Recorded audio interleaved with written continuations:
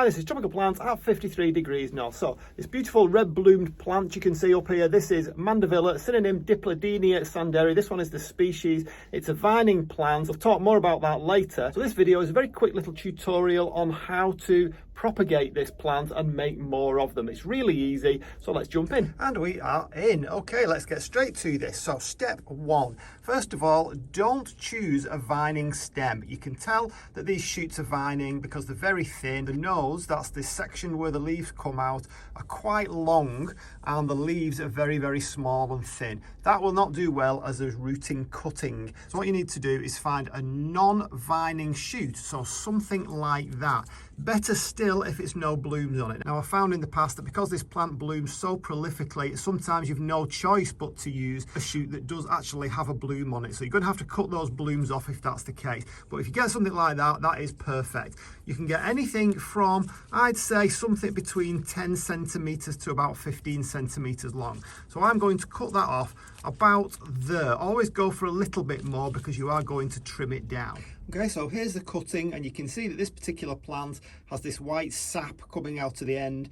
Now, this is something that you should try and avoid touching because it is toxic and it may well irritate the skin. And what I tend to do is have a little tub of water next to it and just dip it in there. And what it will do is just wash away that little bit of sap at the end there. Now, you're going to create more of this because what you're going to do with this cutting is you need to prepare it by stripping off the bottom leaves. This method is very, very popular and common with rooting all sorts of cuttings from all sorts of plants, but it works just as well with a Mandevilla. Okay, so we've now prepared the cutting by removing most of the leaves. I've just left 4 of the youngest, strongest leaves at the top there, and the last job to do is to make sure that we do another cut so that we are cutting just below a leaf node. So I'm not going to use the original one that I cut it off on. I'm going to do a little bit further up there, and I'm going to cut it just below that last little leaf node there.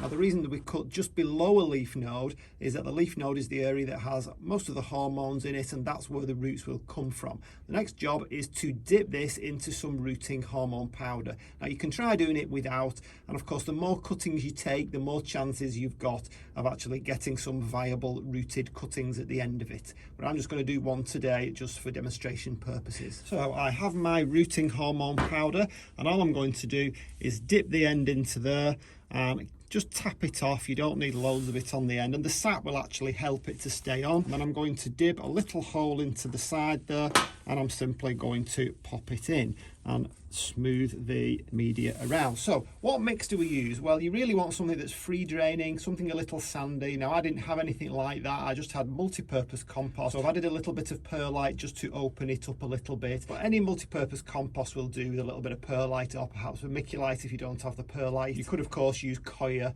or any kind of peat-free mix. So your final job is to put a stick in there just to hold the plastic bag away from the leaves. You don't want the leaves touching the plastic bag, and then you pop a plastic bag over the top, which I'll do in a little while. So what the idea behind that is, it will just create a nice humid environment inside there. If you've got any bottom heat, that will help. But ideally, you want to keep the temperatures above 15 degrees Celsius. 18 degrees is even better.